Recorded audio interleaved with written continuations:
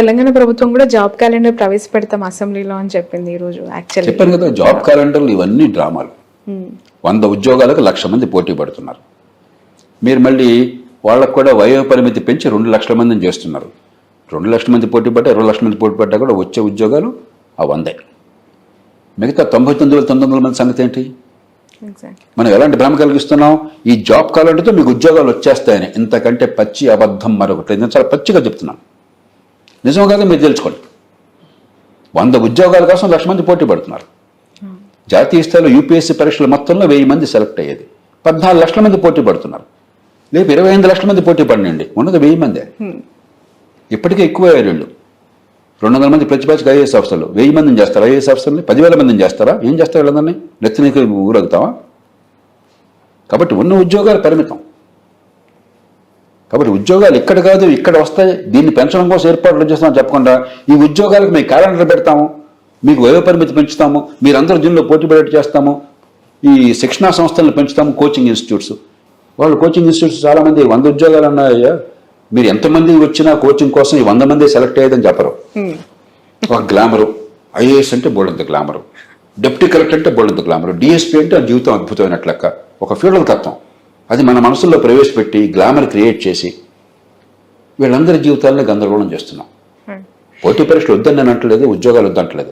At the same time sir, youngsters కూడా ఈ government ఉద్యోగాల పైన లేదంటే ఈ గ్రూప్ లేదంటే డిఎస్సి వీటిపైన ఉన్న ఫ్యాంటసీస్ ని ఎలా తగ్గించుకోవాలంటే అది పిల్లల్ని ఎందుకు తిడతారు మీరు? తిట్టడం కాదు, సమాజంలో మనందరం బాధ్యత తీసుకోవాలి కదా.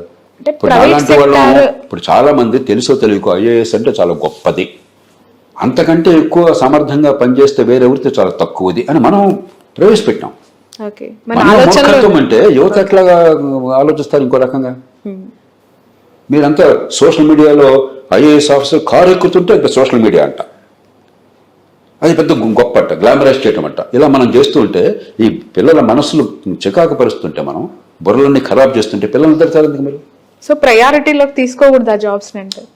నేను చాలా పచ్చిగా చెప్తున్నాను. మళ్ళీ ఎక్కడో దూరంగా ఉన్న జిల్లా కలెక్టర్ కన్నా, నేను కలెక్టర్గా చేశాను కాబట్టి ఈ మాట నేను చెప్పచ్చు, అందులో చాలా సమర్థంగా చేశానన్న పేరుంది. స్వతంత్ర భారతంలో ఎన్నదగ్గ పేరున్న అధికారులు 3-4 పేర్లు చెప్తే నా పేరు చెప్తారు ఈ దేశంలో. నేను చెప్తున్నాను మాట. ఎక్కడో దూరంగా ఉన్న కలెక్టర్ కన్నా మీ బాత్రూంలో తూముల పుడికి తీసే ప్లంబర్ చాలా మిన్నా. కలెక్టర్ లేకపోతే మీ జీవితంలో నష్టం అని వచ్చింది. ఏ కుటుంబాన్ని ఆలోచించండి. మా కలెక్టర్ గారు వీళ్ళు లేరండి, లేకపోతే ఆయనకి పోస్టింగ్ వేయలేదండి, ఖాళీగా ఉందండి, నా బతుకు చంద్రవందన మనుషులు భారతదేశంలో ఉన్నాడా? మీ బాత్రూంలో తూముల పుడికి తీయకపోతే ప్లంబర్ లేకపోతే మీరు ఒక్కరోజు బతకగలరా? ఆ కంపుకి బాత్రూమ్కి వెళ్ళకుండా బతకగలరా మీరు? ఏది ముఖ్యం మనకి? మనకు కామన్ సెన్స్ ఉండాలి. ఏదో ఒక గ్లామర్ పెట్టేసి పెత్తనం చేసేవాడు చాలా గొప్పవాడు, నిజంగా పని చేసేవాడు, పనికొచ్చే పని చేసేవాడు తక్కువవాడు అనే భావన మన సమాజంలో మనం సృష్టించాం. కుల వ్యవస్థలో సగం వచ్చింది అది. కొన్ని నీచ వృత్తులు, కొన్ని గొప్పవి. పెత్తనం చేయడం, ఏ పని చేయకుండా కూడా మనకి ఏం లాభం లేకుండా పెత్తనం చేస్తే వాడు చాలా గొప్పవాడు. ఇవి చాలా ప్రమాదకరమైన ఆలోచనలు. వాళ్ళు అవమానించమని అంటలా. బట్ సివిల్ సర్వెంట్లు కూడా ఇవాళ జనరేషన్ లో అలానే ఫీల్ అవుతున్నారు, మీరు సేవ చేస్తున్నాం. మనం నెత్తినెక్కించుకుంటే వాడు నెత్తినెక్కుతాడండి. నేను అందుకే చెప్తుంటాను, ఇప్పుడు ఈ ఉద్యోగాల కోసం పాకులాడేవాళ్ళు చెప్తుంటాను, తప్పులేదయ్యా. నిజంగా సమాజంలో 10 మందికి మంచి చేయాలని కోరుకుంటే ఉద్యోగాలను సాధనంగా చేస్తున్నాం అంటే వెళ్ళండి. గ్లామర్ కోసం వెళ్ళొద్దు. ఒక గట్టి ఎఫర్ట్ చేయండి. అన్ని దానిలో పెట్టి పంచోష్ణాలకు చేసి 5 ఏళ్ళు 10 ఏళ్ళు దానికోసం తగలేసి ఎంతమంది అయినా సెలెక్ట్ అయ్యేవాడు ఎంతమంది. సెలెక్ట్ అయితేనేమో విజయ గర్వము, వికటాట్టహాసము, సెలెక్ట్ కాకపోతే పూర్తిగా నిరసపడిపోవటము, డిప్రెషను. ఇది సరైనది కాదు. ఇది సమాజానికి ఎన్నో రకాలుగా మంచి చేయొచ్చు. సెలెక్ట్ అయిన వాళ్ళు గర్వంతో తొలికిసలాడిపోకండి. సమాజానికి మంచి చేసే అవకాశం దొరికిందని వినమ్రతతో ప్రదర్శించండి. సెలెక్ట్ కాని వాళ్ళు జీవితం అంతా నాశనమైందని చెప్పని దేవదాసులాగా జగమేమాయ బతుకమేయ అని చెప్పి అనుకోబోకండి. ఏ పనైనా చేయొచ్చు. సమాజానికి పనికొచ్చి ఏ పనైనా గౌరవప్రదమైంది, గర్వంగా చేయండి. ఈ మాటలు చెప్పట్లా ఈ దేశంలో. మన సినిమాలు కూడా అదే పనిగా వాళ్ళు వీటి సెలెక్ట్ అవడం చాలా గొప్ప విషయం, వీటికి వెళ్ళడం చాలా గొప్ప విషయం, ఇలాంటి పిచ్చి ఆలోచనలు ప్రవేశపెడుతున్నాయి. డిగ్నిటీ ఆఫ్ లేబర్ లేదు. సమాజంలో పనికొచ్చే ఏ పని చేసినా కూడా గర్వంగా గౌరవంగా బతకొచ్చు తలెత్తుకునే అన్న విశ్వాసాన్ని కలిగించట్లా మనం.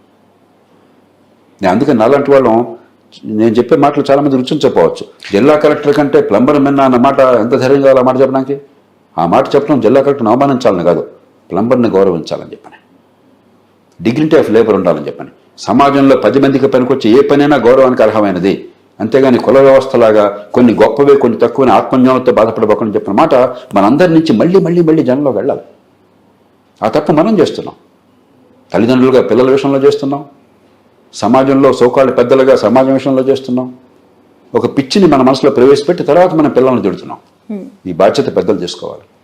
రైట్ సార్, రెండు రాష్ట్ర ప్రభుత్వాలు పనితీరు పైన మీ కామెంట్ ఏంటి? ఎట్లా పనిచేస్తున్నాయి?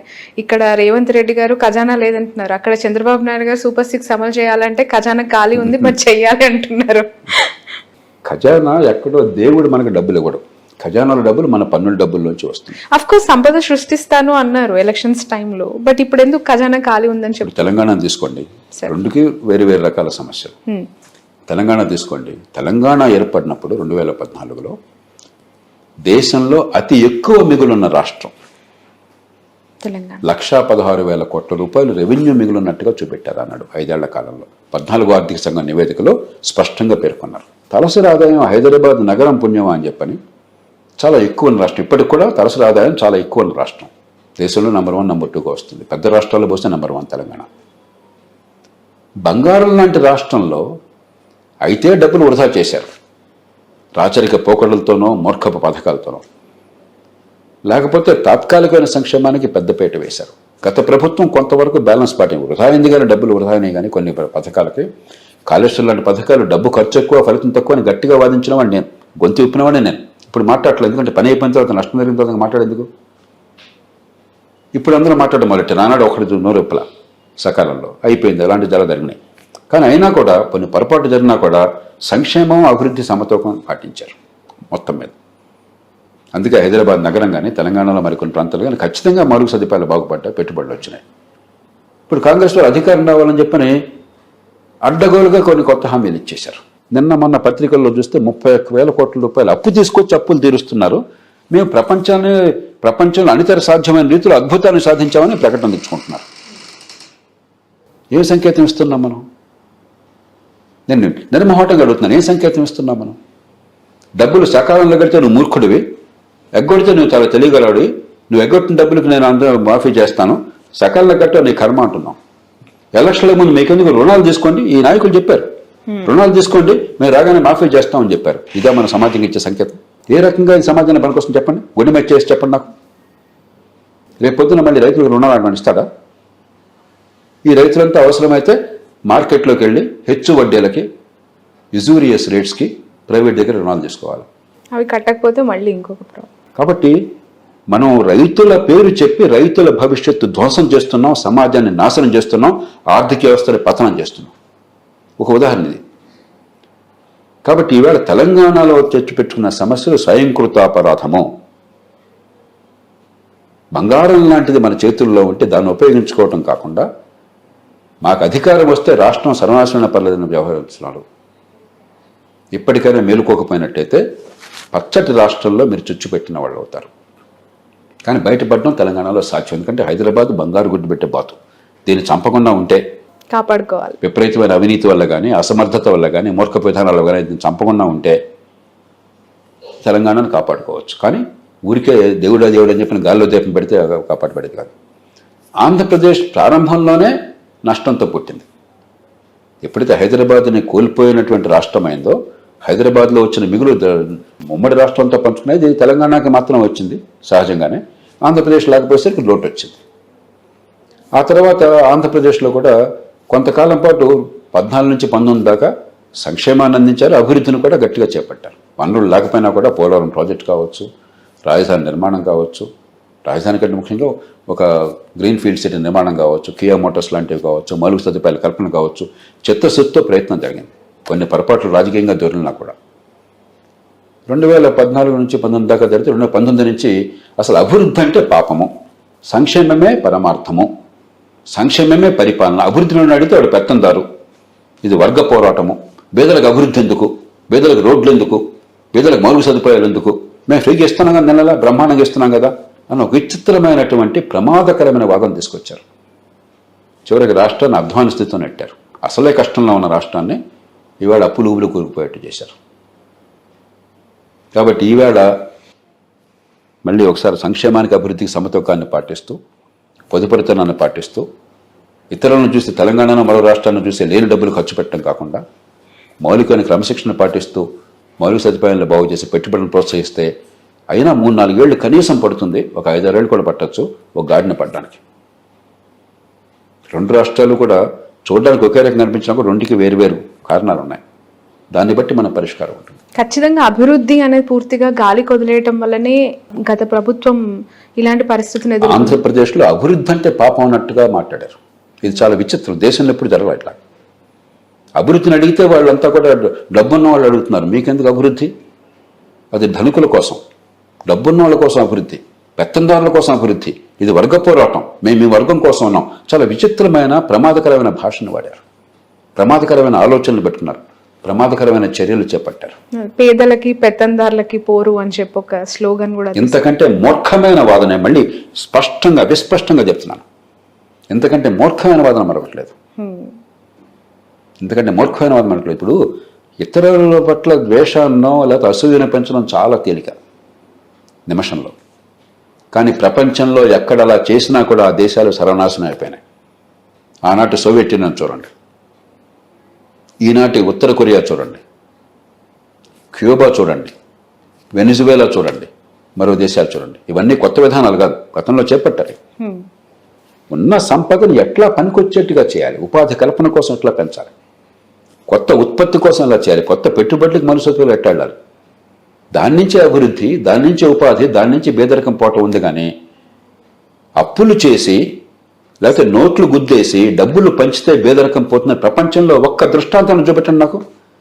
అదే నిజమైతే అప్పులు చేసి నోట్లు గుద్దేసి డబ్బులు పంచితే పేదరికం పోయేటే ప్రపంచంలో పేదరికం ఎందుకుంటుందండి? 5 నిమిషాలు. ఇది 5వ తరగతి పిల్లలు చెప్పే మాటలేదు. ఆ స్థాయి ఆలోచన ఇది. పాపం పిల్లలకు తెలియక డబ్బులు అదే పనిగా ముద్రించేసి పనిచేస్తే బెదరగా పోతుందని అనుకుంటారు. పిల్లల విషయంలో అనుకోవటం ఆశ్చర్యపడినాం. నాయకుడు అనబడేవాడు, అధికారి అనబడేవాడు, ఇంగిత జ్ఞానం ఉందనుకున్నటువంటి గాడిద అప్పులు చేసి డబ్బులు పంపిణీ చేస్తే బేదరకం పోతుంది అనుకుంటే ఆ మాట ప్రజల ముందు ప్రచారం చేస్తే అంతకంటే మూర్ఖత్వం ఇంకేమైనా ఉందా? అంతకంటే అజ్ఞానం ఇంకేమైనా ఉందా? అంతకంటే మోసం ఇంకేమైనా ఉందా? బట్ సార్, ఆ సంక్షేమ పథకాల గురించి మాట్లాడుకుంటే ఇప్పుడు కూడా ఈ కూటమి ప్రభుత్వం సూపర్ 6 అనే పథకాలకు సంబంధించి ఇంత ఎర్లియర్ స్టేజ్లోనే చాలా ఇబ్బందులు పడే పరిస్థితికి వచ్చింది. ఖచ్చితంగా ఏమైందంటే రాజకీయంగా మీరు ఊబిలో కూరుకుపోయిన తర్వాత సంక్షేమం అనేది అందించకుండా ఓట్లు అసాధ్యమైన పరిస్థితి వచ్చిన తర్వాత సంక్షేమాన్ని కాదు అన్న, అందుకే సంక్షేమం వద్దని అంటలా. కానీ సంయమనాన్ని పాటించండి, పొదుపరితనాన్ని పాటించండి, ప్రజలకు వాస్తవాలు నచ్చ చెప్పండి. కనీసం అప్పు చేసి పప్పు కూడా తినకుండా ఉండండి. మీకు వచ్చేటువంటి పన్నుల డబ్బుల్లోంచి మీరు జీతభత్యాలకి, వడ్డీలకి, సంక్షేమానికి ఎంతైనా ఖర్చు పెట్టండి, మీ ఇష్టం. కానీ అప్పు చేసి ఆ డబ్బు దీన్ని ఖర్చు పెట్టి వచ్చే తల మీద భారం మోపితే అభివృద్ధి, ఆదాయం పెరగట్లేదు, ఖర్చు పెరుగుతోంది, వడ్డీలు పెరుగుతున్నాయి, అప్పులు పెరుగుతున్నాయి, కాలక్రమేణా ఊబిలో కూరుకుపోతాం. కాబట్టి ఆ సమతూకం కావాలి. అంచేత ఒక పక్కేమో ఈ సమతూకాన్ని పాటించాలి, అప్పు చేసి పప్పు కూడా కాకుండా. రెండో పక్కన మిగతా వనరులతో, అప్పు తీసుకొచ్చిన వనరులనే కనీసం మిగతా వనరులతో వేగంగా నిజమైన మౌలిక సదుపాయాలు, పెట్టుబడులు ప్రోత్సహించడం, నైపుణ్యాన్ని, ఇందాక నైపుణ్యం గురించి మాట్లాడారు, నైపుణ్యాన్ని పెంచడం, సంపాదించే శక్తిని ఇవ్వటం, ఉపాధి కలిగించడము, శాశ్వతంగా నిజంగా పేదరికాన్ని తొలగించడం, ఈ రెంటిని సమపాల్లో చేయాలి.